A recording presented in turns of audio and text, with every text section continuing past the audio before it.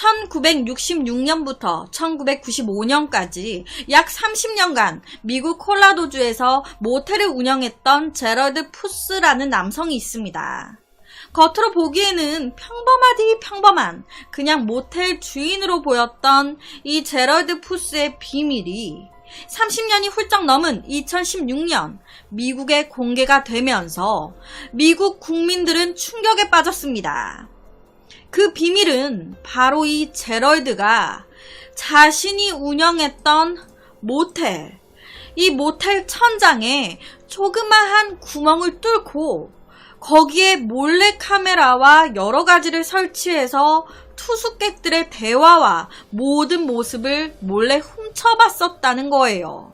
자신을 성연구가로 칭했었다는 제럴드는 30년 가까이 이렇게 모텔에서 관찰한 여러 성관계라든지 여러 가지 그런 행동들을 보고서 형식으로 꼼꼼히 다 기록을 해놨었다고 하는데요. 처음 모텔을 구매한 날 기록한 내용을 보게 되면 오늘 나는 모텔을 매입했다. 드디어 내 꿈이 이루어졌다. 마침내 다른 사람의 인생을 엿볼 수 있게 됐다. 라고 적어놨대요. 그러니까 남을 훔쳐보기 위해서 모텔을 구입했던 거예요. 아니, 소름 돋지 않나요? 나의 모든 걸 누군가가 엿보고 내 행동들을 기록하고 있었다는 게. 모텔이다 보니까 여러 사람이 오가면서 성관계도 많이 이루어졌을 텐데 그것도 다 지켜보면서 그 스스로 그런 자위 행위까지 많이 했다고 하고요. 하여튼 최악입니다. 제럴드가 구매했던 모텔은 1층짜리 건물에 21개의 객실로 이루어져 있었는데 이 중에 12개의 객실에 구멍을 뚫었고 이 12개의 방에 주로 젊은 커플을 배정시켰다고 해요. 왜? 젊은 커플이 가야지 핫하거든. 우리 모텔 가면 그 방키 같은 거 주인이 알아서 주잖아요. 딱 이때 이 젊은 커플을 보면서 이 젊은 커플한테 방키를 주면서 생각했겠죠. 아, 저것들 오늘 관계 가지는 거 봐야겠다. 재밌겠다. 천장에 뚫었던 구멍의 크기는 객실 침대를 포함한 화장실까지 구석구석 다 볼 수 있을 정도의 크기였고 투숙객들이 눈치채지 못하도록 그 구멍이 보이면 안 되니까 그 구멍 위에 알루미늄 창살을 덧대가지고 아래처럼 딱 보면 약간 환풍구처럼 보이게끔 위장을 시켜놨었다고 해요. 이 같은 만행이 이루어진다고는 꿈에도 생각 못했을 이 사람들, 이 고객들은 그저 친절한 제럴드의 모습에 한 번 오고 두 번 오고 지인한테 추천도 하면서 모텔이 점점 더 잘 돼가기 시작한 거예요. 이에 제럴드는 1991년 인근 모텔을 추가 매입까지 합니다. 그리고 그 모텔에도 4개의 객실 천장에 구멍을 뚫고 환풍구처럼 보이게끔 위장을 시켜요. 그러고는 또 손님들을 엿보기 시작했습니다.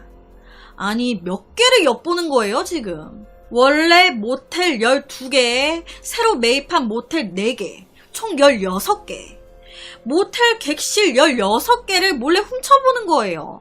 하긴 자기가 손님들 방을 배치했으니까 카메라 설치한 방에 좀 사람을 많이 배치했다 싶으면 이제 좀 내가 몰래 훔쳐보기 힘들겠다 싶으면 카메라 없는 방에 이제 사람을 배치시키고 하면서 자기가 최대한 잘 엿볼 수 있도록 최적의 상태로 조율을 했겠죠.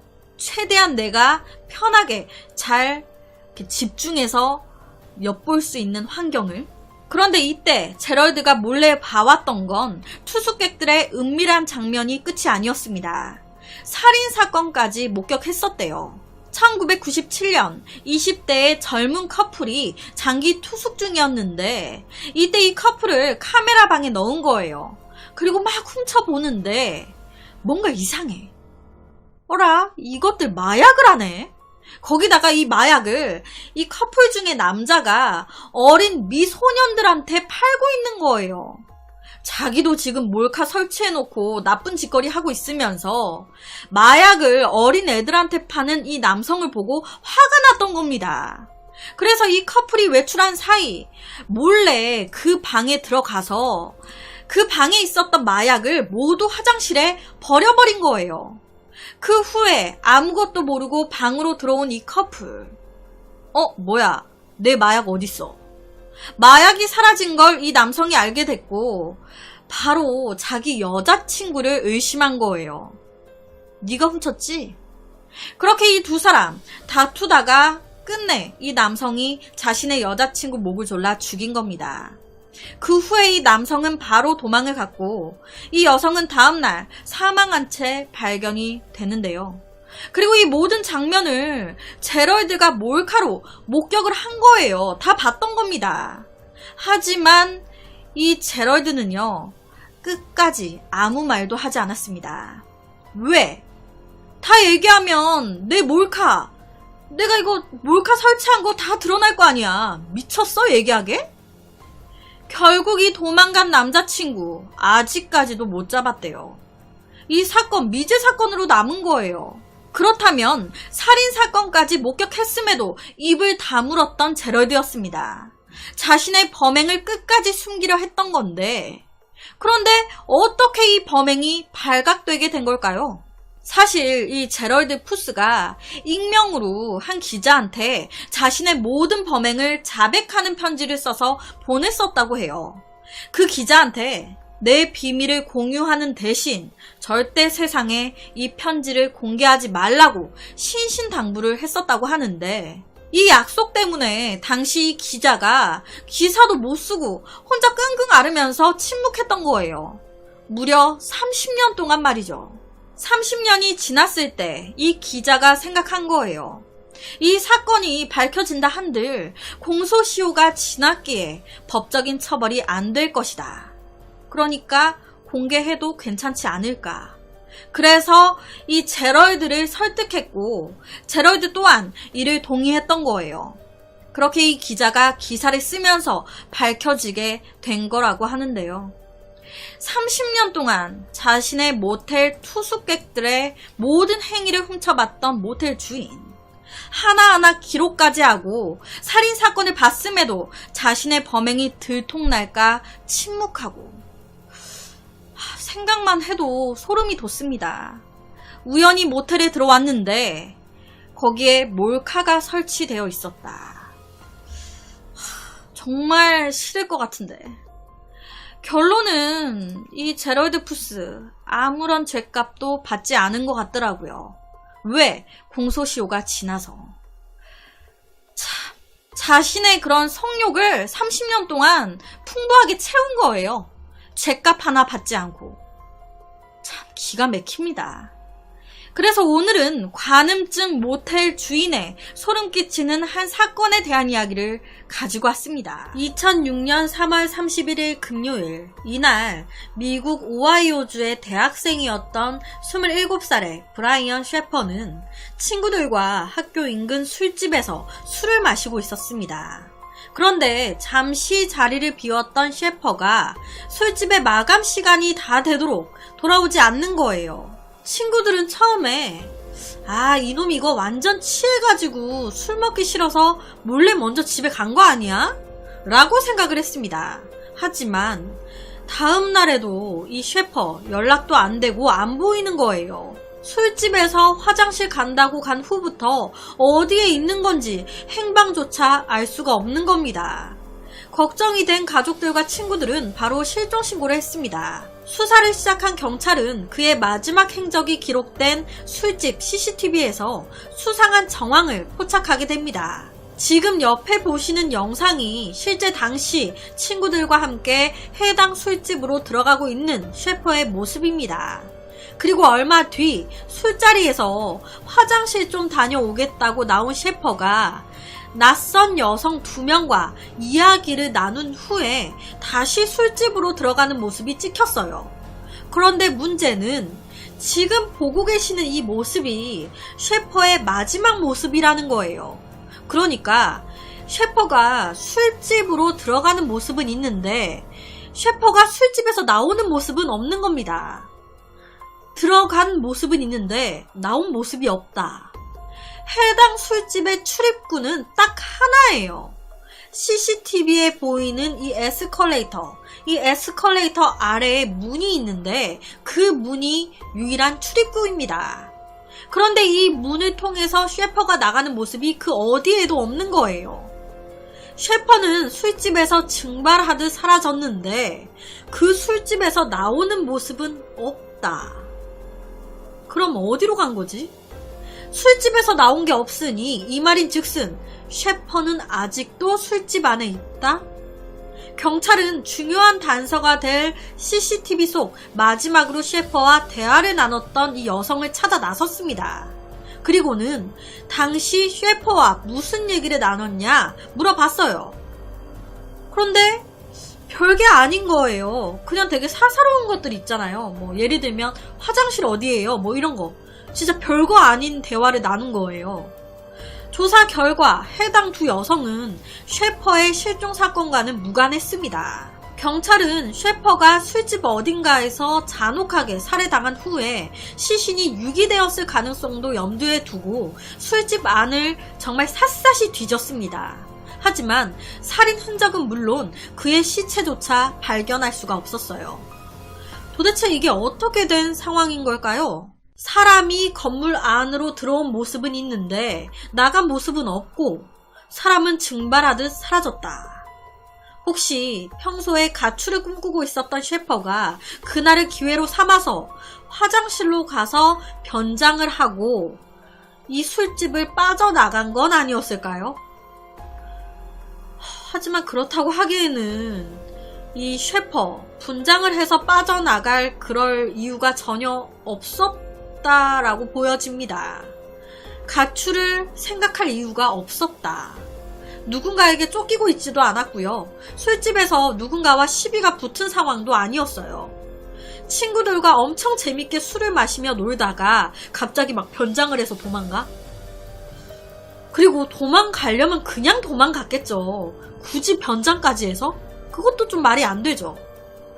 친구들과 가족들은 말도 안 된다라고 주장했습니다. 그리고 셰퍼가 실종되기 몇 시간 전 자기 여자친구와 통화를 했대요. 그런데 이때 전혀 이상함이 없었다고 합니다.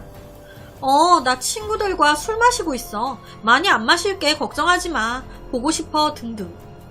여자친구는 사건 당시 셰퍼에게서 전혀 이상함을 느끼지 못했다고 해요. 게다가 자기야 여행 준비 잘하고 있지? 나 엄청 설레. 얼른 가고 싶다. 그럼 여행 준비 잘하고 있지. 즐거운 여행이 될 테니까 기대해.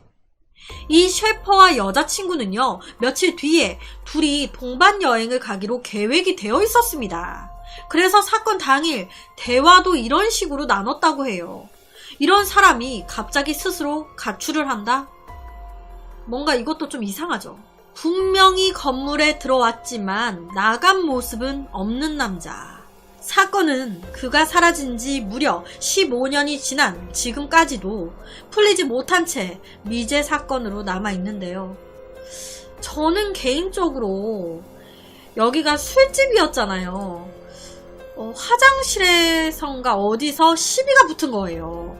그래서 상대편이 퍽 쳤는데 갑자기 셰퍼가 쓰러지면서 사망해버린 겁니다. 이에 놀란 이 상대방이 우선 셰퍼의 시신을 화장실 한 칸에 넣어놓은 후에 자기는 따로 나와서 캐리어나 큰 가방을 들고 온 거죠. 그리고 그 가방 안에 시신을 넣어서 들고 나가지 않았을까라고 생각을 했어요. 그러면 CCTV에 셰퍼가 나가는 것도 찍히지 않았을 거고 사람은 증발하듯 사라지게 되는 거니까 뭔가 딱딱딱 맞지 않을까. 하지만 또 그렇다고 하기에는 보시면 지금 여기 바로 앞에 경찰이 있어요. 술집에서 시신을 담을 큰 가방이나 캐리어를 들고 들어가고 나가는 사람. 경찰이 CCTV를 확인했을 때 혹은 이때 뭔가 좀 눈에 확 띄지 않았을까라는 생각이 들기도 해요. 그렇다면은 또 시신을 술집에서 토막낼 수도 없는 거잖아요. 엄청난 피가 나오게 되는데 그럼 바로 걸렸을 테니까 토막내지 않고 시신을 통째로 가방이나 어딘가에 넣지 않았을까라는 생각이 드는데, 그러려면은 작은 사이즈로는 안 됐을 거고 엄청 커야 되는데, 그러면 또 이상함에 또 눈에 띄지 않았을까 싶기도 하고. 그렇다 보니까 또 생각이 든 게, 화장실이나 창고 이런데 창문이 있는 곳에서 범인이 시신을 밖으로 던져놓고 범인 혼자 술집 밖으로 나와서 시신이 있는 곳으로 가 시신을 수습하지 않았을까. 그랬을 때도 셰퍼가 CCTV에 안 찍히니까. 하지만 또 그렇다고 하기에는 시신을 화장실이나 어딘가 창문에서 밖으로 던졌다면, 앞서 말씀드렸지만 에스컬레이터를 타고 올라와야 술집이었거든요. 그 말은 이 술집 높이가 좀 있다는 말이잖아요.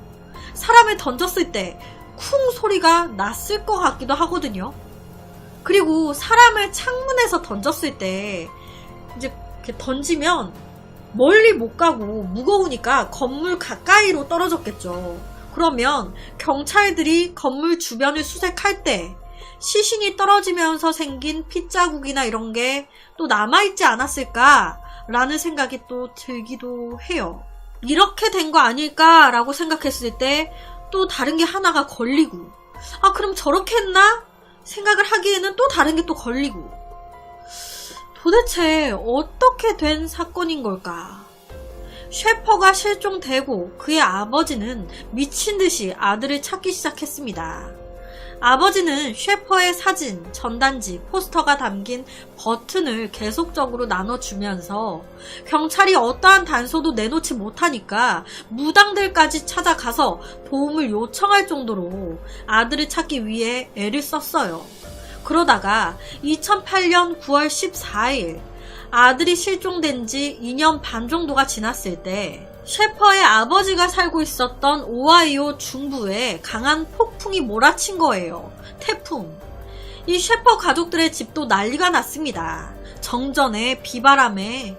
그러니까 이때 아버지가 태풍에 대비하겠다고 오후 6시경에 장비 도구를 챙기러 창고로 나갔는데, 그때 딱 이웃의 나무가 비바람에 쓰러지면서 그대로 이 셰퍼의 아버지를 덮친 거예요. 이 아버지 큰 나무에 완전히 머리가 깔리게 되면서 그 자리에서 사망하셨습니다. 이 무슨 비극이에요. 아들도 실종되고 아버지도 너무 안타깝게 사망하셨잖아요. 실종자 셰프의 아버지의 사망 기사와 장례식 정보는 온라인상의 한 블로그에 기재가 됐습니다. 혹시나 살아있을지 모르는 아들 셰퍼 보라고. 그래서 실제로 그곳에 아들 셰퍼의 친구들이 그의 명복을 비는 그런 글도 쓰고 그랬대요. 그런데 그 블로그에 아버지가 죽은 지 며칠 후 누군가가 "아빠 사랑해요 셰퍼가" 라는 짧은 메시지를 올린 거예요. 딱 봐도 셰퍼가 쓴 건가? 글쓴이의 위치는 미국 버진 아일랜드.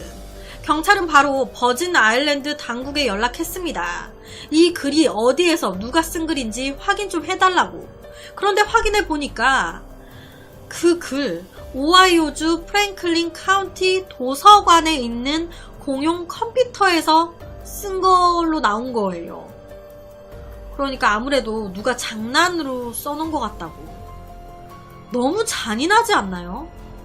실종된 사람의 아버지가 돌아가셨다라는 그 글을 보고 누군가가 실종자인 척 거짓말, 장난으로 "아버지 사랑해요 셰퍼가" 라고 써놓은 거예요. 정말 악마입니다, 악마. 셰퍼는 2006년 4월 1일 실종이 됐습니다. 실종 당시 그는 27살이었어요. 갈색 머리와 옅은 갈색 눈을 가졌고 왼쪽 홍채에 검은 반점이 있으며 오른쪽 어깨에는 옆에 모양의 막대기 문신이 있다고 해요. 그가 마지막으로 목격됐을 때 그는 청바지에 긴팔 흰색 셔츠, 녹색 줄무늬 폴로, 흰색 아디다스 운동화를 입고 있었습니다. 친구들과 술을 먹다가 증발하듯 사라진 남자. 술집에 들어간 모습은 찍혀 있는데 나가는 모습은 없다. 도대체 이 남자는 어디로, 어떻게 사라진 걸까요? 여러분은 이 사건 어떻게 생각이 되세요? 정말 미스테리한 것 같습니다. 그래서 오늘은 15년이 넘는 시간 동안 풀리지 못한 채 남아있는 미스테리한 장기 실종 미제 사건에 대한 이야기를 가지고 왔습니다. 2006년 10월 17일 미국 미주리주에 살고 있었던 13살 소녀 메건 마이어가 스스로 목숨을 끊는 사건이 발생했습니다. 그런데 경찰 조사 결과 이 소녀의 죽음은 가스라이팅에 의한 자살로 밝혀졌는데요. 여기서 가스라이팅이라고 하는 건 심리적인 조작을 통해 타인의 마음에 스스로에 대한 의심을 불러일으키고 현실감과 판단력을 잃게 만듦으로써 그 사람에게 지배력을 행사하는 것을 가리키는 말입니다. 즉 누군가 이 어린 소녀가 자살하도록 세뇌를 시켰다라는 건데 대체 이 어린 소녀에게 무슨 일이 있었던 걸까요? 13살이었던 메건은 한 인터넷 커뮤니티 사이트에서 16살 남학생 조시 에번스를 만나게 됩니다. 둘이 막 채팅을 하면서 속 얘기도 주고받고 하다 보니 이 메건이 조시에게 호감이 생긴 거예요. 너무 좋아. 이에 메건은 한 번도 만난 적 없었던 조시에게 좋아한다고 사귀자고 호감을 표시했고 얼마 뒤 한 번도 만난 적 없던 이 둘은 온라인 상으로 연애를 시작하게 됩니다. 메건은 학교가 끝나고 나면 조시와 채팅할 생각에 설레는 마음으로 컴퓨터로 달려가 조시와 대화를 나누곤 했는데요. 그 대화를 하면서 메건이 사실 나 좀 뚱뚱해. 그래서 어릴 때 뚱뚱하다고 친구들한테 놀림도 많이 받았고 그래서 우울증에 시달렸었어. 그런데 너 만나고 우울증 같은 건 다 없어진 것 같아. 라면서 소개기까지 한 거예요. 그런데 조씨가 그래? 너가 얼마나 이쁜데. 너 놀린 친구들이 이상한 애들 같아. 내 눈엔 넌 정말 이뻐. 생전 처음으로 나보고 이쁘다고 말해주는 남자친구가 생겼다는 기쁨에 하루하루가 정말 행복했다고 하는데요. 그런데 그렇게 행복한 날을 보내던 중 조씨에게 충격적인 메시지를 받게 됩니다. 네가 친구들한테 되게 싸가지 없다는 소리를 들었어. 더 이상 너랑 만나고 싶지 않아. 우리 헤어지자. 너무 갑자기 돌변하니까 놀란 메건은 왜 그러냐고 나 너 없으면 안 된다고 매달렸습니다. 비록 한 번도 만나지 못했지만 그래도 많이 좋아했으니까. 하지만 조씨는 그때부터 메건에게 악의적인 메시지를 계속적으로 보내기 시작합니다. 넌 나쁜 년이야. 모두가 널 싫어해. 남은 인생 진짜 먹같이 지내기를 바란다. 심지어 이 조씨는 메건한테 네가 없어지면 세상이 더 좋아질 거야. 넌 사회의 쓰레기야. 없어져야 될 존재. 알아? 이 메시지를 받고 몇 시간 뒤 메건은 스스로 목숨을 끊었습니다. 메건이 조씨를 만나 자살하기까지 이 모든 일은 고작 4주 만에 벌어진 일입니다. 이 가족들 입장에서는 정말 너무 허무한 거예요. 너무 어린 내 딸을 허망하게 보낸 것 같잖아요. 도대체 이 조씨인가 뭔가 이놈은 뭐야? 직접 만나지도 않은 사이인데 이놈은 왜 이렇게 악의적인 메시지를 보냈던 걸까요? 메건이 사망하고 경찰 수사가 시작됐습니다. 그런데 경찰 조사 결과 조시 에번스라는 남학생은요, 애초부터 존재하지도 않는 인물이었습니다. 존재하지도 않는 인물 때문에 어린 소녀가 상처를 안고 허망하게 떠난 거예요. 그렇다면 메건을 죽음으로 몰아넣은 이 조시라는 남학생의 정체는 뭐였던 걸까요? 와, 이것도요, 알고 보니까 이 조시 에번스는 메건의 이웃이었던 40대 주부 로리 드루라는 여자였습니다. 남자도 아니에요. 주부, 이웃이야. 이게 무슨 일입니까? 이게 뭐야? 조씨는 이 아줌마가 만들어낸 가공의 인물이었던 거예요. 이 아줌마가 남학생인 척 하면서 메건이랑 사귀는 척하고 악의적인 메시지 계속 보내고 결국 죽게 만들고. 그렇다면 도대체 이 여자는 왜 그 어린 소녀에게 이런 짓을 했던 걸까요? 와, 진짜 더 기가 막힙니다. 이 여자가요, 이런 짓을 벌인 이유는요, 메건이 내 딸과 싸워서, 열받아서, 내 딸 복수해주려고. 이게 이유예요. 옆에 흰옷이 딸입니다. 내 딸이 메건이랑 싸웠는데 친 거 같아. 막 얘가 메건 짜증난다고 울고 불고. 그러니까 이 엄마가 얘야 울지마. 엄마가 메건한테 복수해줄게. 그래서 남자인 척 조씨라는 인물을 만들어서 계획적으로 메건에게 접근했던 거예요. 그렇게 사귀는 척하고 메시지 보내고. 아니 이웃이었단 말이에요. 오며 가며 서로 얼굴도 마주치고 인사도 했을 텐데 조씨인 척하며 메건과 사귀고 있을 때도 실제로는 아무것도 모르는 메건이랑 길에서 마주쳤을 때 안녕하세요 아줌마. 안녕 하면서 인사했을 거 아니에요. 이중인격 소름 돋습니다. 이 모든 게 밝혀지고 로리 드루는 검찰에 기소가 돼 재판에 넘겨졌습니다. 이 사건에 대한 재판 결과 어떻게 나왔을까요? 이거는 악의적으로 접근한 거잖아요. 하지만 결론은 무죄. 아무 죄값 받지 않았어요. 표정 보시면 웃고 있잖아요. 왜 이렇게 나왔냐면 너무 안타깝게도 이때 당시에는 사이버 괴롭힘에 대한 제대로 된 법이 없었던 거예요. 그래서 이 악마를 그냥 풀어준 겁니다. 자기 자식만 소중해? 내 자식이 제일 소중하긴 하겠지만 내 자식이 소중한 만큼 남의 자식도 소중한 건데 이거는 살인이잖아요. 이 사건 이후에 여러 관할 당국이 온라인 괴롭힘 금지 법안을 제정하거나 검토하게 됐다고 하는데요. 너무 화딱지가 납니다. 어떻게 보면 뚱뚱해서 친구들에게 사람들에게 상처를 많이 받고 우울증까지 있던 소녀였어요. 마음에 상처가 있던. 그런데 악의적으로 그런 소녀에게 접근해서 자기 손에 피 안 묻히고 스스로 목숨을 끊게 만들었다는 게 정말 악마가 아닌가. 나는 네가 미친 듯이 힘들고 괴로웠으면 좋겠어. 내가 널 그렇게 만들 거야. 그래서 오늘은 너무 안타까운 가스라이팅 살인사건에 대한 이야기를 가지고 왔습니다. 미국 뉴욕에 사는 애슐리는 남자친구와 주변 사람들에게 임신했다고 거짓말을 해왔습니다. 왜 거짓 임신 소식을 알렸는지는 모르겠지만 그렇게 시작한 임신 거짓말은 결국 본인을 잡아삼켰습니다. 어느 순간 자기가 진짜 임신했다고 믿기 시작한 거예요. 아기 옷, 아기 신발, 아기 기저귀, 침대 등 아기 용품을 미친 듯이 사기 시작했습니다. 왜? 나는 임신했으니까. 그러면서 있지도 않은 아기에게 광적인 집착을 보이기 시작했습니다. 약간 상상 임신 같은 거죠. 우리 아기, 우리 아기.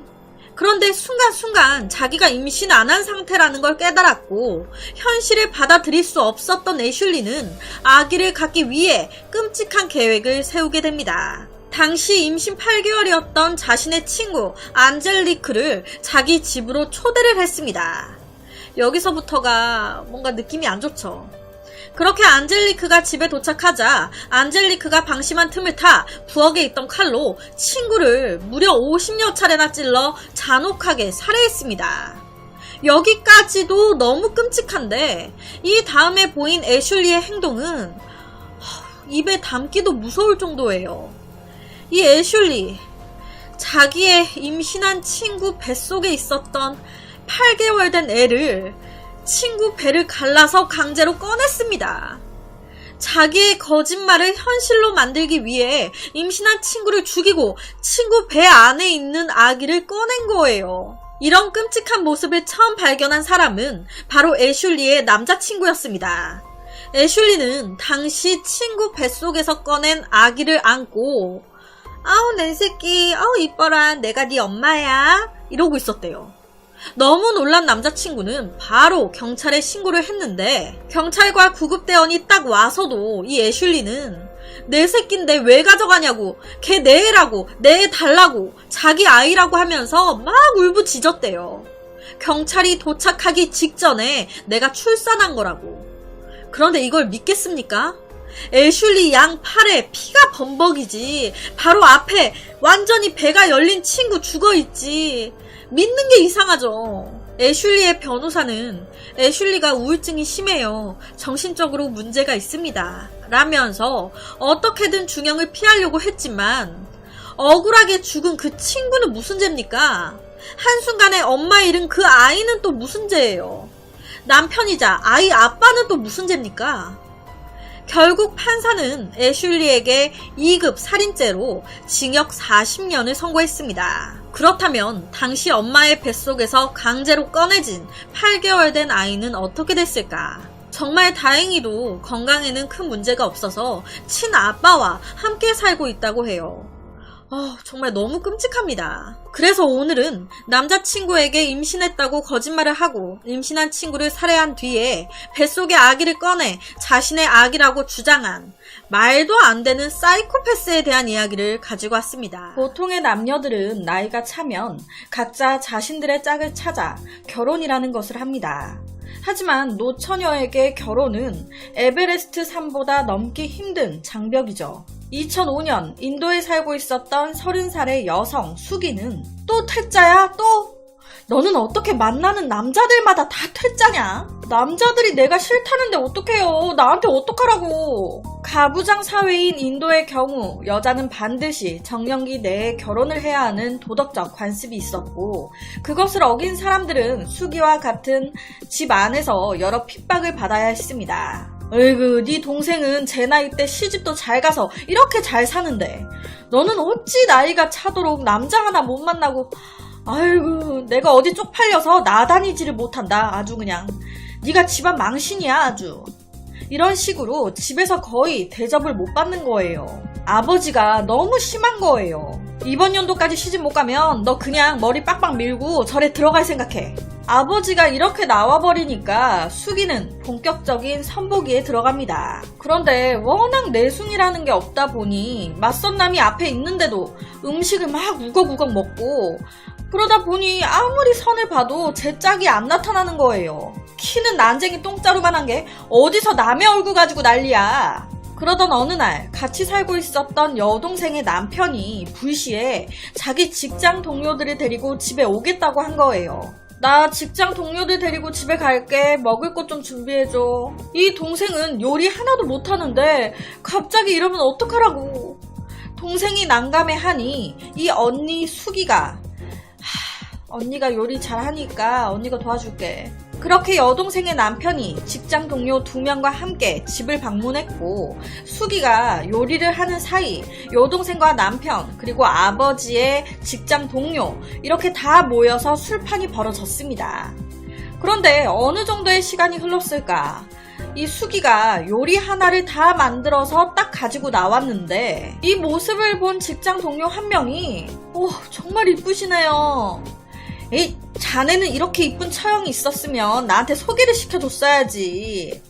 아버님, 따님을 제게 주십시오. 따님처럼 이렇게 아름답고 여성스러운 여자는 제가 처음 봅니다.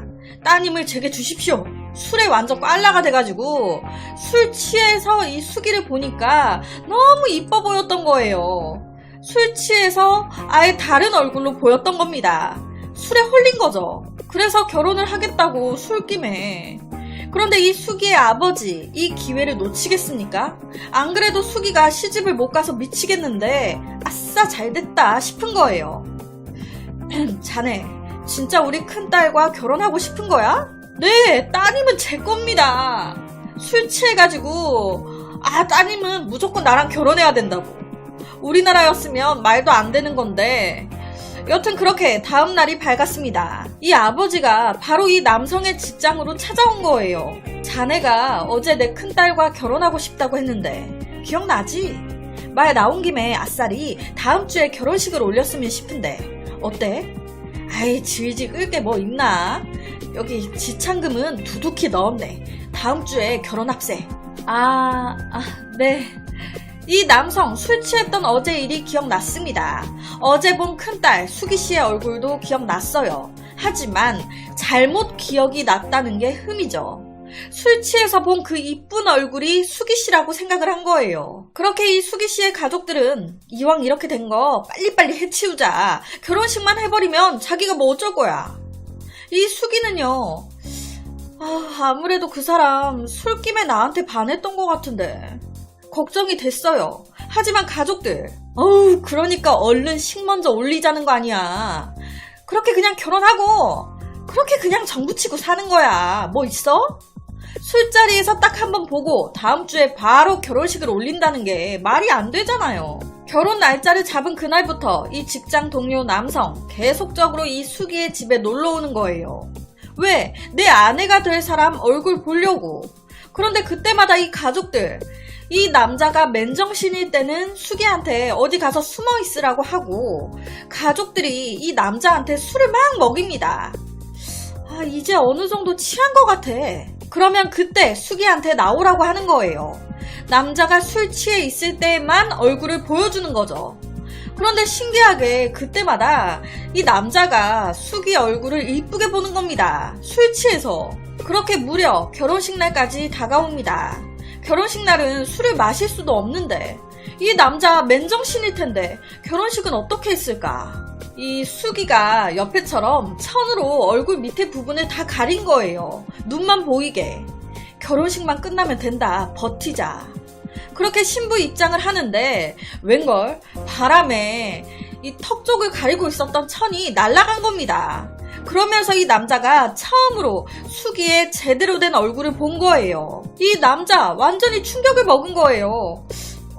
내가 아는 수기 씨의 얼굴은 이게 아닌데? 뭐야, 저 사람 누구야? 하면서 결혼식 도중 도망을 갑니다. 하객들까지 다 와 있는데 남편이 도망을 갔으니 당시 인도에서는 있을 수 없는 일이 벌어진 거예요. 아우, 저 신부는 시집 다 갔네. 어떡해? 남편이 도망을 가버렸으니 수기 가족들은 다시 비상이 걸렸습니다. 아, 이를 어쩌나. 그런데 이때 수기 너무 뭔가 아쉬운 거예요.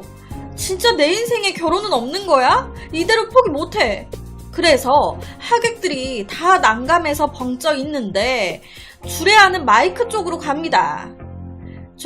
여러분, 혹시 저와 결혼하고 싶으신 분 없으신가요? 자기와 결혼하고 싶은 사람, 지금 결혼하자고 마이크에 대고 이런 이상한 말을 하기 시작한 거예요. 당연히 사람들은 이 뭔 개소리야.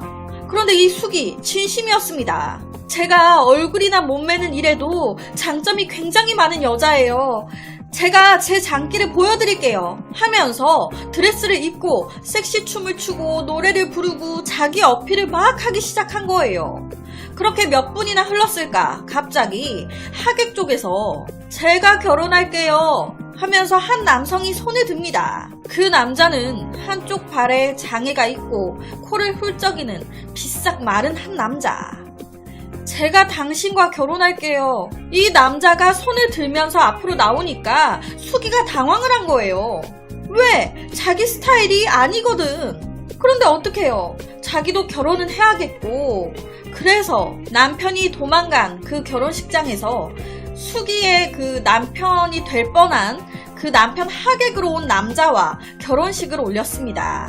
처음부터 끝까지 너무 황당하지 않나요? 술 취해서 술에 홀려서 여자의 얼굴을 이쁘게 잘못 본 남자에게 시집 보내려고 했던 가족들. 술을 먹였을 때만 예비 신부를 보여주고 결혼식 당일날까지 이 남편 될 사람은 아내의 얼굴을 취해서만 본 거예요. 맨정신으로 본 적이 없어.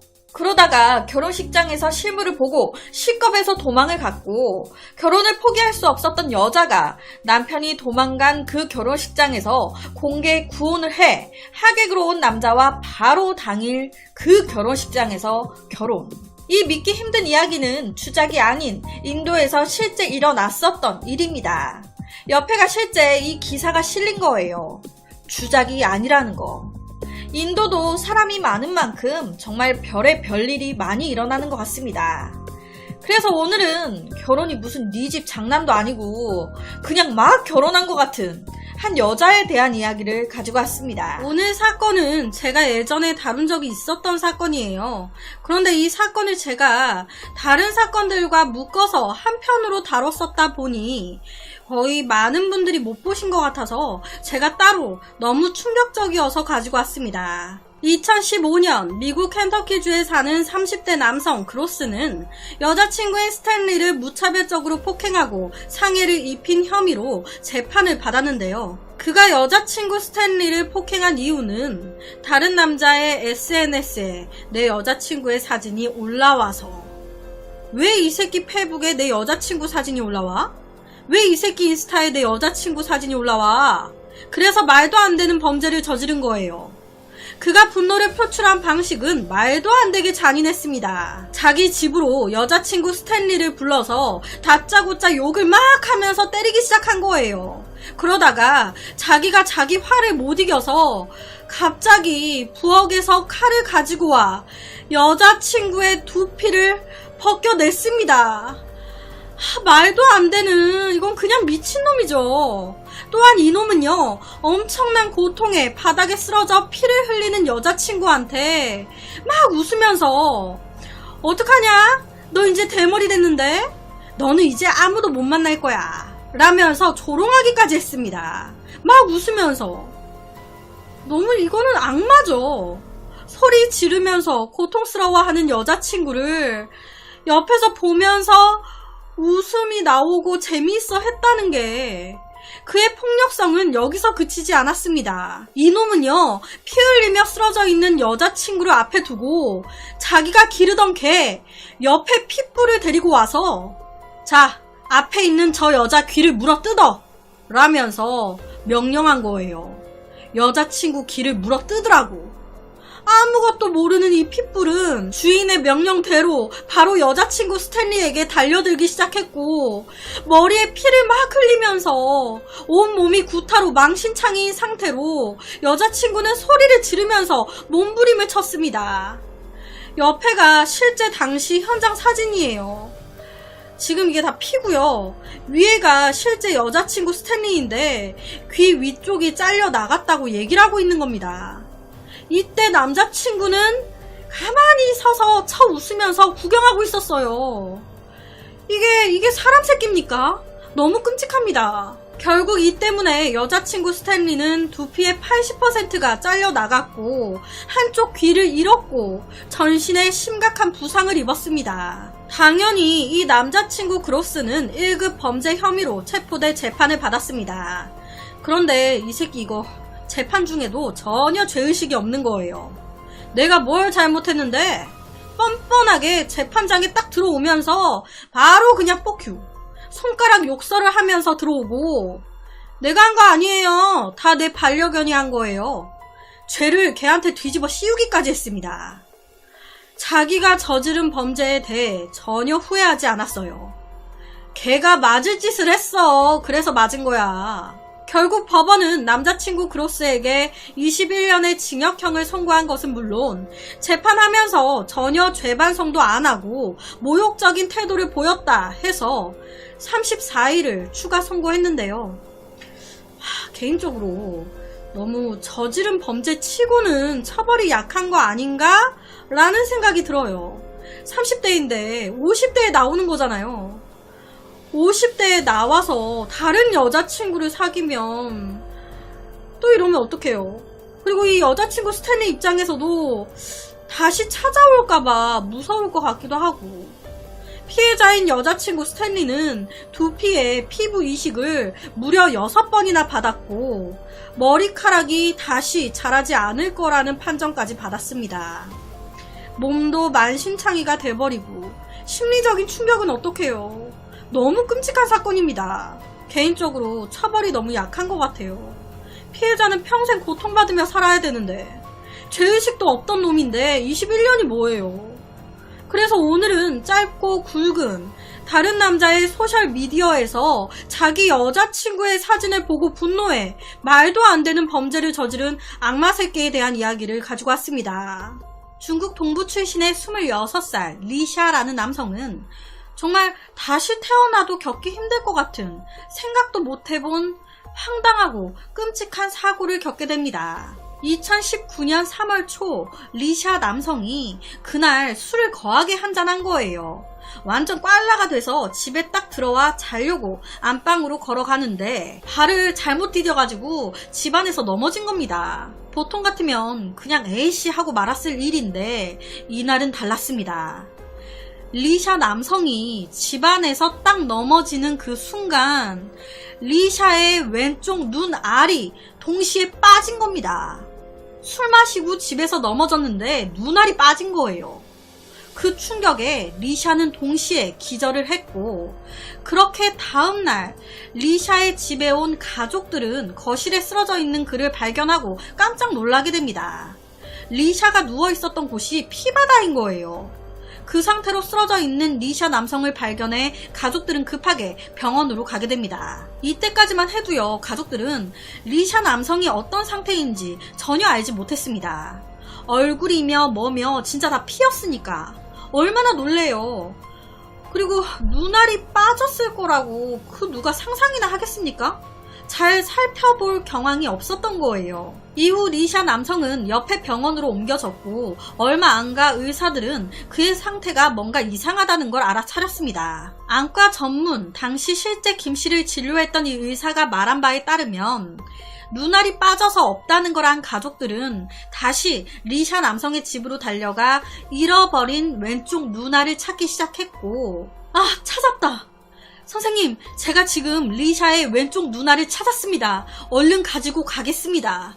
병원에 신고를 했습니다. 그렇게 의사가 리샤 남성의 빠진 눈알을 딱 봤는데, 이미 이 눈알이 환자가 병원에 오기까지 최소한 6시간 동안 떨어져 있어서 다시 눈 속으로 들어가는 게 불가능한 상태였던 거예요.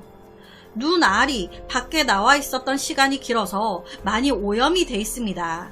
이거 다시 못 집어넣습니다. 당시에 이 빠진 눈의 외안근과 시신경이 완전히 찢어져 있었대요. 이 의사들도 이 상황이 기가 막힌 거예요. 도대체 어떻게 눈알이 빠져나온 거지? 정말 넘어져서 눈알이 나온 거야? 반대로 이 리샤 남성한테 되묻기까지 했었다고 해요. 정말 넘어져서 이런 거냐고. 그러니까 의사들도 리샤 남성도 그 누구도 무엇 때문에 눈알이 튀어나온 건지는 모르는 거예요. 술에 너무 취해서 아무것도 기억이 안 나요.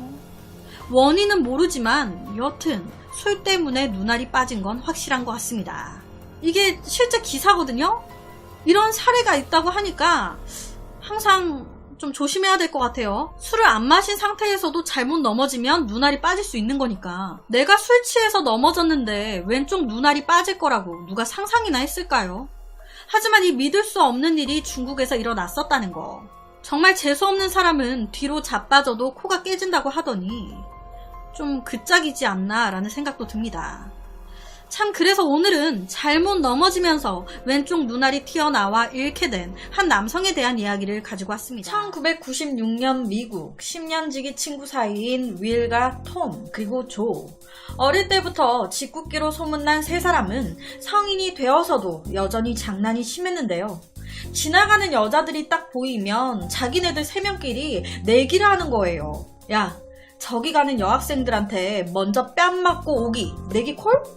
먼저 뺨 맞는 사람한테 $10씩 주기 콜! 그래서 지나가는 여자들한테 뭐야, 왜 이렇게 못생겼어요? 여기다가 뽀뽀 한 번만 해주면 내가 용서해줄게요. 어떻게 이런 얼굴로 돌아다녀요? 이런 식으로 뺨 맞기 내기 해가지고 지나가는 여자들한테 시비 투고, 성인이 된 후에도 이 세 명은 되게 심한 장난들을 치며 다녔습니다. 그렇게 9년 정도 흘렀을 때 윌은 힘들게 한 운수회사에 취직을 하게 됐는데 정말 아슬아슬한 직장 생활을 합니다. 물건을 한 곳에 납품하는 일을 하는데 완전 자기 마음대로인 거예요. 12시까지 물건을 배달해줘야 되는데 막 늦게 갖다 주고, 사장이, 직장 상사가 좋아하겠습니까? 야, 이런 실수가 도대체 몇 번째야. 회사 망하게 하고 싶냐? 너 한 번만 더 배송 늦으면 그냥 확 잘라버릴 줄 알아. 이런 직장 생활을 하다 보니 윌은 늘 잘릴까봐 불안에 떨어야 했습니다. 직장에서의 스트레스가 심하다 보니 뭐가 땡기겠습니까? 요 달달한 술이 막 땡기는 거예요. 그래서 퇴근 후에 윌은 친구 톰의 집에서 조까지 다 같이 모여 술을 한잔 하게 됩니다. 야, 걱정하지 마. 까짓 거 거기 회사 잘려봤자 굶어 죽기밖에 더 하겠냐? 야, 건배나 하자. 내일 잘릴지도 모르는 불쌍한 윌을 위해 건배! 친구 조와 톰은 이런 상황에서도 계속 윌을 놀리기 바쁜 거예요. 누구는 스트레스 받아 죽겠는데. 야, 그만 장난쳐. 그만 놀리라고. 그렇게 이 세 사람은 그날 술을 완전 진탕 먹습니다. 그렇게 완전 꽐라가 된 윌, 자기가 끌고 다니는 회사 봉고차 차키를 딱 내놓으면서 망할 놈의 회사, 얘따 차키 월급도 코딱지만큼 주면서 내 더럽고 치사해서 관둔다 간둬. 그러니까 이때 톰이, 그래? 너 진짜 관둔다는 거지? 그럼 내가 이 트럭 열쇠 버린다? 그런데 회사 차 열쇠를 버린다고 하니까 이 윌이 쫄은 거예요. 야, 그냥 한 말이지. 아이씨, 차키 내놔, 갖고 오라고. 그런데 또 이때 장난기가 발동한 겁니다. 톰이랑 조. 왜 그만둔다며? 차키 필요 없다며? 그렇게 셋이 실랑이를 벌이다 셋 다 그 자리에서 뻗어버립니다. 그리고 다음날 술이 깬 윌은 회사 출근해야 되는데 지금 몇 시야? 다행이다. 아침 9시네. 나 또 늦는 줄 알았네. 야, 나 출근한다. 근데 내 차키 어딨지? 야, 내 차키가 없어. 잘 찾아봐. 어디 있겠지. 기억을 못하는 거예요.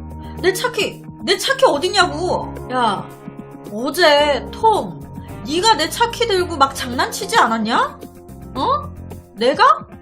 몰라, 나한테 없어. 어제 네가 내 차키 내가 먹는다 하면서 삼킨 것 같은데? 설마. 그렇게 셋은 급하게 병원으로 가 엑스레이를 찍어보게 되는데 웬걸? 이 톰의 몸 속에서 차키가 딱 발견된 거예요.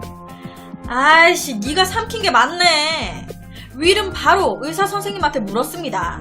선생님, 이 차키 빼낼 수 있는 거죠? 네, 뺄 수 있어요. 한 2, 3일 정도면 될 겁니다. 에? 안 돼요. 저는 지금 당장 열쇠가 필요한데? 당장 빼주세요. 당장은 조금 힘든데. 아무리 빨라도 이틀은 걸려요. 와, 안 그래도 사장이 나 안 좋게 보는데 차키까지 없어져가지고 오늘 배달일에 차질 생긴 거 알면 나 바로 잘릴 텐데. 와, 이거 어떡하지? 급한 마음에 윌은 톰을 데리고 화장실로 향했습니다. 야, 얼른 입에 손 집어넣어서 토해. 토하라고. 내 열쇠 뱉어내라고, 이 새끼야. 보조 열쇠도 없고 당장 윌의 트럭을 대신할 대형 트럭도 구할 수 없었던 이 세 명은 무슨 수를 써서라도 톰 뱃속의 열쇠를 꺼내야 했습니다. 친구인 톰과 조 입장에서도 자기들 때문에 친구 윌이 잘리게 되는 상황이 되는 거니까 찝찝하잖아요. 어떻게든 이 열쇠를 빼내려고 노력을 했어요. 괜히 열쇠를 삼켜가지고. 다음으로 쓴 방법은 설사약. 윌이 톰한테 설사약을 그냥 한 움큼 주는 거예요. 똥 싸라. 얼른 똥 싸라. 똥까지 싸가지고 하긴 하는데 안 나오네. 와, 이거 어떡하냐. 이에 윌은 야, 이제 어쩔 수가 없어. 네 배를 가르자. 네 배를 갈라서라도 열쇠 꺼내야지. 너 때문에 네 친구 잘리는 꼴 보고 싶냐? 내가 이 직장을 어떻게 구했는데 배라도 갈라야 될 거 아니야. 열쇠가 언제 나올 줄 알고 기다리기만 하냐? 이 같은 말에 톰은 시꺼봐져. 야, 미쳤냐? 무슨 내 배를 갈라. 자동차 열쇠 하나 때문에 친구 배를 가른다는 게 말이 되냐? 이것은 또라이 새끼 아니야. 야, 빨리 열쇠만 딱 빼내고 예쁘게 다시 꿰매주면 될 거 아니야. 이때 가운데서 이들의 싸움을 가만히 지켜보던 조의 머릿속에 기가 막힌 생각이 떠오릅니다. 야, 나 좋은 생각이 났어. 이 조는 갑자기 톰, 거기서 막 떼굴떼굴 굴러와봐. 응? 막 구르고 톰을 뒤집어서 막 흔들고. 그렇게 2시간여가 지났을 때 이 윌은 톰의 몸속에 있었던 자동차 키를 들고 회사로 출근을 합니다. 다행히 윌은 무사히 일을 마칠 수 있었고 결국 직장에서도 잘리지 않았는데요. 도대체 톰의 몸속에 있었던 차키를 어떻게 빼낸 걸까요? 알고 보니까 맨 처음 톰이 엑스레이를 찍었을 때 옆에처럼 열쇠가 잘 보이지 않았어요. 열쇠 모양은 보이는데 상세하게는 잘 안 보였단 말이에요. 그런데 앞서 말씀드렸듯이 이 조가 톰한테 굴러라, 그리고 톰을 뒤집어서 막 흔들고 했잖아요. 그러고 다시 엑스레이를 찍으니까 이 열쇠가 몸 속에서 막 움직여가지고 열쇠 이 열쇠 모양이 보이게 된 겁니다. 열쇠 그 울긋불긋한 부분이 잘 보이는 거예요. 이 엑스레이 사진을 들고 셋은 바로 열쇠 수리공을 찾아갔습니다. 열쇠 좀 복제해주세요. 당연히 열쇠 수리공은 황당하잖아요. 엑스레이 사진을 들이밀면서 복제해달라고 하니까 이걸 나한테 어떻게 복제하라는 거예요? 여기 열쇠 모양이 보이잖아요. 여기 보이는 모양 그대로 복제해주시면 돼요. 기술이 뛰어난 수리공 덕에 엑스레이에 찍힌 열쇠 모양을 그대로 본떠서 열쇠를 복제했던 겁니다. 처음에 자기들도 설마 했대요. 그렇게 본뜬 열쇠가 시동이 걸릴까? 그런데 웬걸? 차 시동이 딱 걸리니까 그때의 희열이 진짜 말도 못했겠죠. 이 사건 이후에 이 세 명은 다음엔 직장을 잃는 정도가 아닌 목숨을 잃을 수도 있으니까 두 번 다신 이런 장난을 치지 말자고 맹세했다고 하는데요. 참 별의 별일이 다 있는 것 같습니다. 옆에가 실제 열쇠를 삼켰던 톰이에요. 그리고 지금 보여드리는 옆에 자료가 잘 안 보이긴 하지만 실제 이 사건을 다룬 기사입니다. 열쇠 사진까지. 그래서 오늘은 세 명의 친구 사이에서 벌어진 기가 막힌 한 사건에 대한 이야기를 가지고 왔습니다. 2019년 중국 샤먼 지역에서 한 여성이 건강한 쌍둥이 아이를 출산했습니다. 당시에 이 아기들은 쌍둥이긴 했지만 얼굴은 다른 이란성 쌍둥이였는데요. 한꺼번에 축복이 2배로 찾아왔습니다. 이 아빠 얼마나 기분이 좋았겠습니까? 그런데 이 아기들의 얼굴을 처음 딱 보자마자 이 아빠는 뭔가 좀 찝찝함을 느꼈습니다. 왜냐? 이 아기들이 쌍둥이인데 유독 한 명만 나를 닮고 다른 한 아기는 나를 너무 안 닮은 거예요. 얘는 나를 너무 안 닮았어. 그럼 엄마를 다 닮았나? 아니 아무리 그렇다 해도 나를 하나도 안 닮는다고? 쌍둥이인데? 뭔가 찜찜하긴 하지만 쌍둥이니까 그냥 조금씩 의심만 하고 있었을 뿐이었는데 이 부부가 쌍둥이 아기들을 출생신고하면서 진실은 드러나게 됩니다. 이 부부가 이때 유전자 검사를 하게 됐는데 충격적인 결과가 나온 거예요. 한 배에서 같은 날 같은 시각에 나온 쌍둥이 아기인데 각각 아기들의 아버지가 다른 걸로 나온 겁니다. 즉 이건 아내가 바람을 폈다는 거죠. 이렇게 결과가 나와버리니 그때서야 이 아내, 여보 미안해. 사실 나 다른 남자랑 하룻밤을 보냈었어. 그 남자 아기인가봐. 라고 실토를 했다고 하는데요. 지금 이게 뭔가 이렇게 따로따로 아기를 출산한 게 아니고요. 한 배에서 쌍둥이로 낳았는데 그 쌍둥이 아기의 아버지가 다른 거예요, 지금. 이게 가능한 걸까요? 보건 전문가들은 이런 현상이 극히 드물긴 하지만 가능하다고 얘기합니다. 한 여성이 단기간 내로 난자 2개를 배출하면 생길 수 있는 상황이라고. 이때가 딱 그랬던 거죠. 남자의 정자세포는 여성의 생식기에서 며칠 동안 생존할 수가 있다고 하는데요. 한 남자와 관계를 해서 그 남자의 정자가 여자의 몸 안에 남아있는 이 상황에서 바로 이 여성이 짧은 간격으로 다른 남자와 또 관계를 가지게 되면 이럴 가능성이 생기는 거예요. 짧은 기간 두 남성과 딱 내 난자를 2개 배출할 그 시기에 아다리가 딱딱 맞으면 가능하다. 이런 현상을 중복 임신이라고 한다는데 인간에게는 이런 현상이 드물지만 고양이나 개 같은 포유류에게는 흔히 일어나는 현상이라고 합니다. 이 쌍둥이 아기들에게 무슨 일이 일어난 건지는 알려지지 않았지만 남편은 자신의 아이만 키우고 싶다고 얘기를 했었다고 하는데요. 이런 사건은요, 이번뿐만이 아닙니다. 베트남에서도 이런 사건이 있었어요. CNN 등 외신에 따르면 베트남 북부 호아빈에 거주하고 있었던 당시 34살의 남성이 아내가 쌍둥이를 딱 낳았는데 이제 유전자 검사 결과 쌍둥이의 아버지가 각각 다 다르다는 결과가 나온 거예요. 이때 이 남자가 느꼈을 때 쌍둥이인데 이 두 아기의 생김새가 너무 달랐다고. 쌍둥이 중에 한 명은 모발이 굵고 곱슬머리인데 또 다른 한 명은 모발이 가늘고 직모였다고 해요.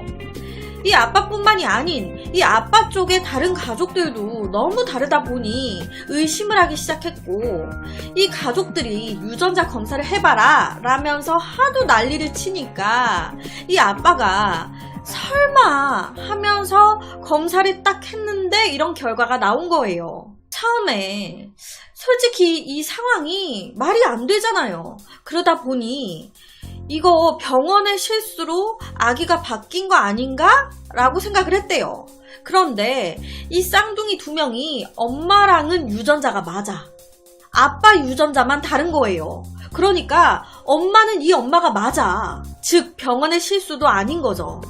당시 이 사건이 베트남에서는 처음으로 있었던 사건이라는데요. 그러니까 이 엄마가 배란기 전에 한 남자랑 자고 그리고 바로 배란기로 2개 난자 배출하고 바로 다음날 또 남편이랑 자고 그러면서 여자 몸 안에 2개의 정자가 막 나뒹굴다가 난자에 각각이 다른 남성의 정자들이 자리를 잡은 거예요. 여긴 네 거, 여긴 내 거.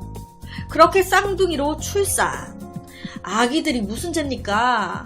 이런 사례는요, 중국, 베트남뿐만이 아닌 미국에서도 있었습니다. 미국 뉴저지에서 쌍둥이 자매를 출산한 여성이 아이들의 아버지라고 생각한 남성을 상대로 양육비를 내라고 소송을 건 거예요. 그러면서 법정 싸움이 시작이 됐는데 어라? 보니까 쌍둥이 자매 DNA 검사 결과 2명 중에 1명만 이 남자의 아이네. 오히려 이 소송으로 몰랐던 사실이 밝혀진 거예요. 이렇게 되니 법정에서 이 여자가 사실 일주일 사이에 남성 2명과 성관계를 가졌었는데 그때 뭔가 잘못됐었나 보네요. 그래서 결론은 이 남성 법원에서 쌍둥이 자매 중 본인의 진짜 딸 1명에 대해서만 양육비를 지급하라 라는 판결을 받았다고 합니다. 이런 사건이 발생할 가능성이 정말 희박하대요. 1000만 분의 1 확률. 1000만 명 중에 1명꼴로 발생하는 거예요. 2014년 중국에서 또 이런 일이 있었더라고요. 한 부부가 아들 쌍둥이를 낳았는데 2 아들 중에 1명이 유독 쌍꺼풀이 짙어. 아내와 나는 쌍꺼풀이 없는데 이때 남편이 너무 이상해서 유전자 검사를 딱 했는데 또 아버지가 달랐던 거예요. 너 누구랑 또 잤냐? 그리고 이런 사건은 터키에서도 발생했습니다. 이때는요, 아내가 쌍둥이를 낳고 이 부부가 3살까지 아이를 키운 거예요. 그런데 3살이 됐을 때 이 남편이 뭔가 이상함을 느꼈고 유전자 검사 결과 이 쌍둥이 아이 중에 1명만 자신의 아기. 그럼 나머지 1명은? 알고 보니 아내가 불륜. 그 불륜 상대의 아이였습니다. 그 불륜 상대가요, 이 아내의 전 남자친구였대요. 원래 이 부부가 가족의 강요로 인해서 그닥 사랑하지도 않는데 억지로 결혼을 했던 거예요. 그러다 보니 이 아내, 전 남친을 잊지 못했던 겁니다. 그래서 결혼 생활을 하면서 계속적으로 전 남자친구를 만나오고 있었던 거예요. 남편과도 잠자리하고 전 남자친구 만나 또 몰래 잠자리하고 하다가 난자 2개 배출하고 전후로 각각 남자들과 단기간에 또 자고 하면서 쌍둥이인데 1명은 남편, 1명은 전 남친, 각각의 아이를 나눠서 낳아줬네요. 아주. 이 모든 사실을 알게 된 남편 얼마나 기가 찹니까? 열이 너무 받죠. 모든 사실을 안 남편은 친자로 밝혀진 아이만 직접 양육하기로 결정했고 나머지 아이는 전 남친이 보육하는 게 아닌 그냥 고아원으로 아동시설로 보내줬다고 합니다. 아이가 무슨 죄냐고요. 결혼 생활하면서 불륜을 저지르다 이 난리까지 났습니다. 남편 하면 남편 쪽 가족들 가만히 있겠습니까? 이 아내 죽여버린다고 남편 쪽 가족들이 칼 들고 여자 찾아가고 난리가 난 거예요.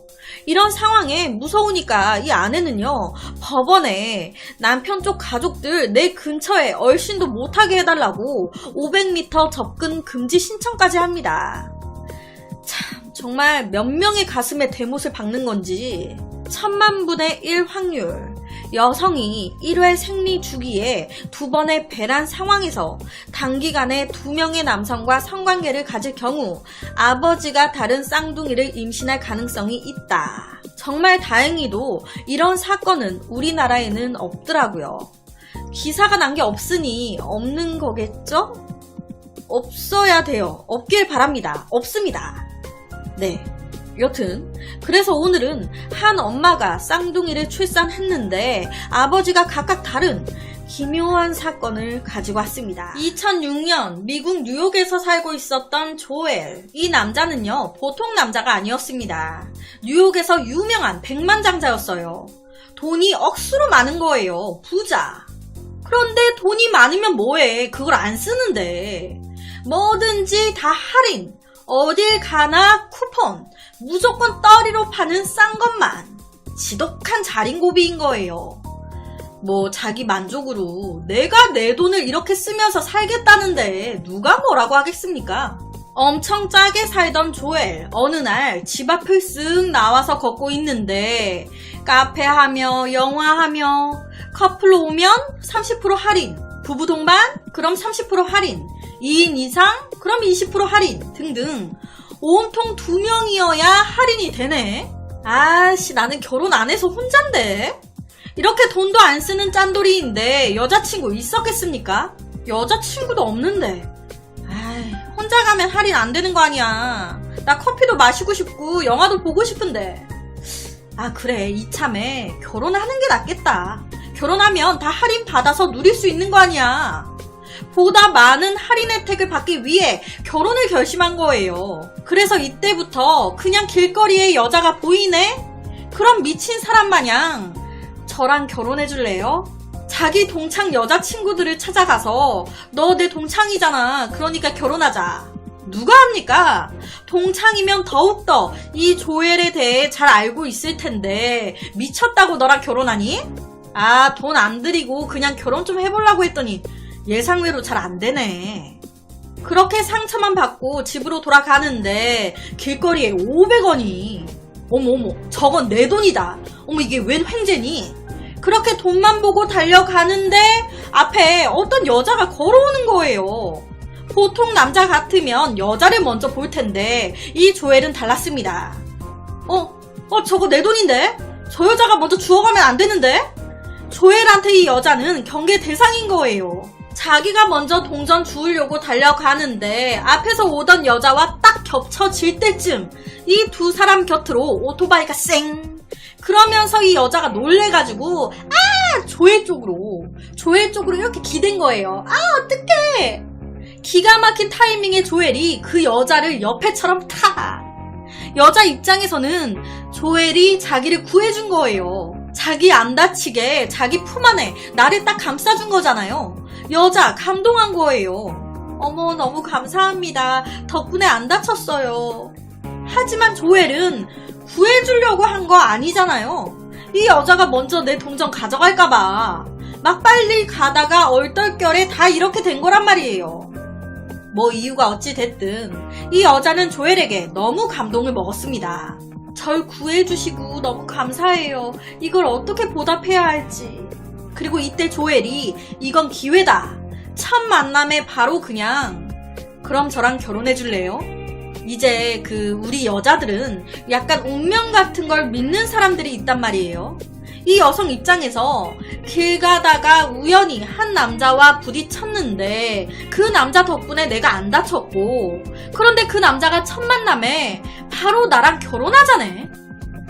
아, 결혼할 사람은 한눈에 딱 느껴진다고 하던데 이 기분이 그런 건가? 얼굴도 나쁘지 않고 결혼 오케이 한 겁니다. 할인 받으려고 결혼하려고 했던 남자예요. 드디어 결혼해줄 여자도 찾았습니다. 바로 신속하게 다음날 혼인신고 해버립니다. 그리고 바로 둘이서 가면 할인되는 곳을 가서 할인 혜택 마음껏 누려요. 그런데 결혼은 현실이잖아요.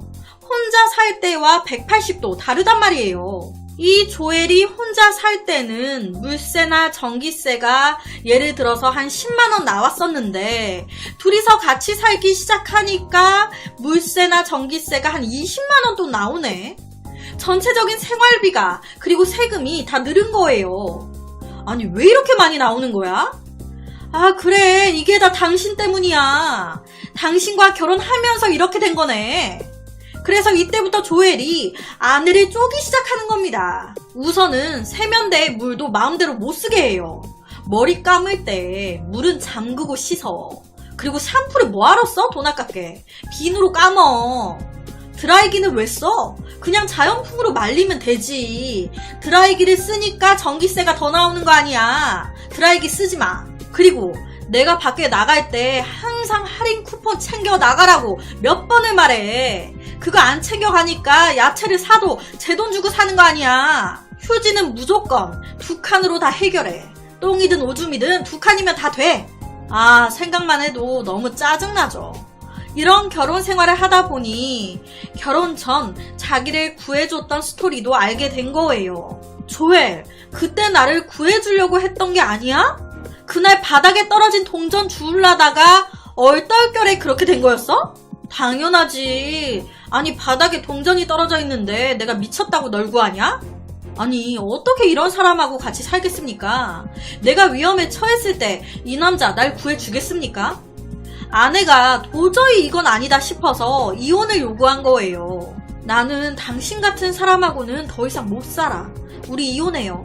그랬더니 이 조엘이 마음대로 해. 나도 결혼해서 좋은 거 하나도 없었어. 말을 이딴 식으로. 진짜 얄밉죠. 이 아내는 얼마나 더 짜증이 났겠습니까? 너랑 결혼하고 나 하나도 안 행복했어. 이혼하든지 말든지 네 마음대로 해. 절대 그냥 못 나오죠. 아내는 그래 고마워 오케이 해줘서. 그런데 내가 그냥 이혼할 것 같아?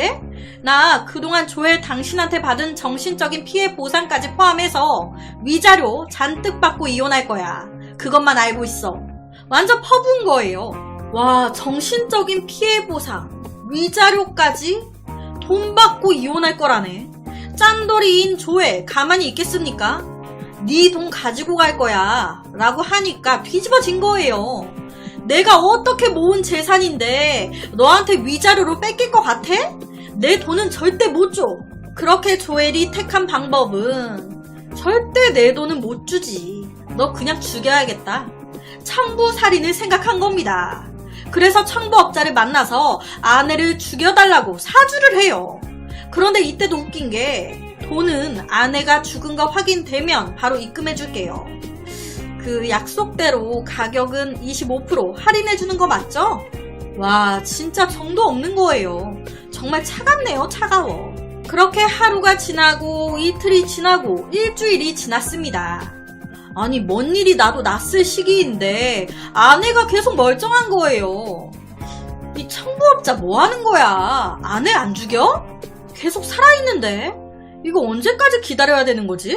그렇게 기다리다가 막 안 되겠는 거예요. 아내가 그 사이에 내 돈 뺏어가면 어떡해요? 더 이상 못 기다리겠다. 내가 그냥 얼른 죽여버려야겠다. 집에서 전전긍긍 하다가 늦은 저녁 이 조엘은 아내의 방문을 쓱 열고 들어갑니다.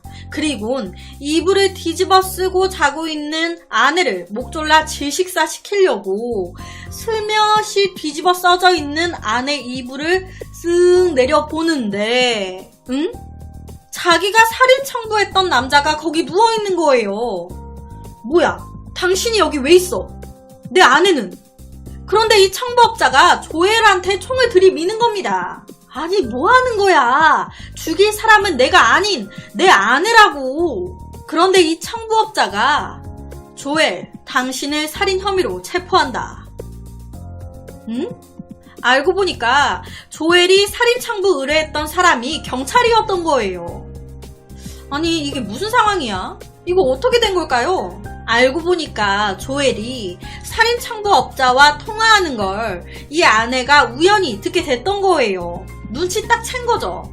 아내는 정말 너무 놀랬겠죠. 아무리 나와 정이 없어도 나를 죽일 거라곤 생각을 못했을 테니까.